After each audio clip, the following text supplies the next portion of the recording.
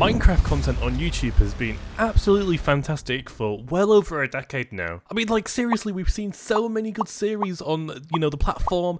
We've had so many good content creators on the platform as well. In today's video, I'm going to be going over my top 5 favourite series on YouTube.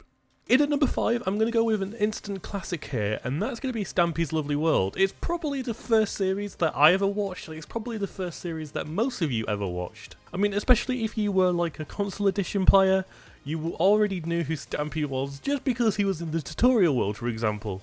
But I do remember being one of like the early watchers or viewers of Stampy. I remember him being on the news, at least locally as well. Like, this was like peak Minecraft, and you know what? I think Stampy deserves to be on this list. Now, Stampy's Lovely World was a survival series. It was a Let's Play series. He had like a couple of like storylines in there as well, which was amazing. I mean, especially growing up, it was like watching the TV almost, but like in Minecraft. I mean, that's certainly what it felt to me. I loved going from watching, kids programs to watching Stampy and other content creators on YouTube as well that did like similar Let's Play series. And I think it's safe to say, and I think most people do say this, that Stampy did actually carry everyone's childhood.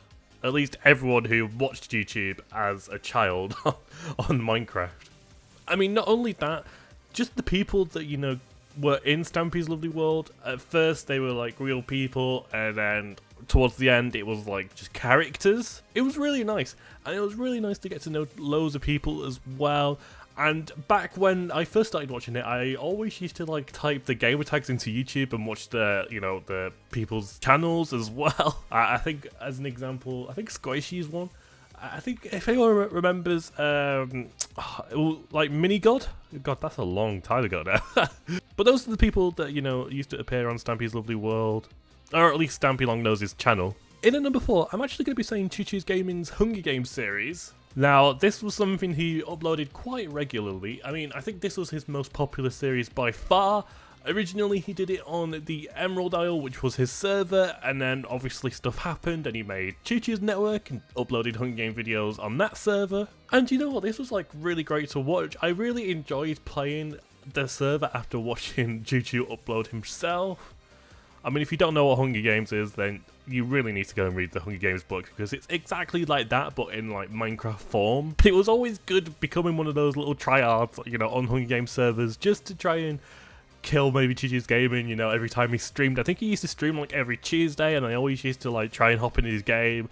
Kind of like a stream snipe you do today, but it was like accepted back then. And it was just really funny trying to get into his game, trying to, overthrow the king, if you will, of his own server. It was really great, and I hope people will understand that feeling. Maybe not necessarily Chichi, because he's quite a niche YouTuber, but there's so many more YouTubers out there that did Hunger Games, and I don't know, maybe someone watching this will understand that feeling at least. In at number 3, an all-time classic.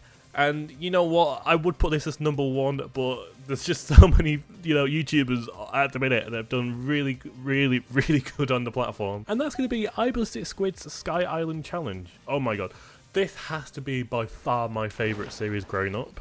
I mean, I really loved watching it, I really loved the storylines, and I just loved how iBallistic Squid like performed pretty much every single voice actor. It was just so funny.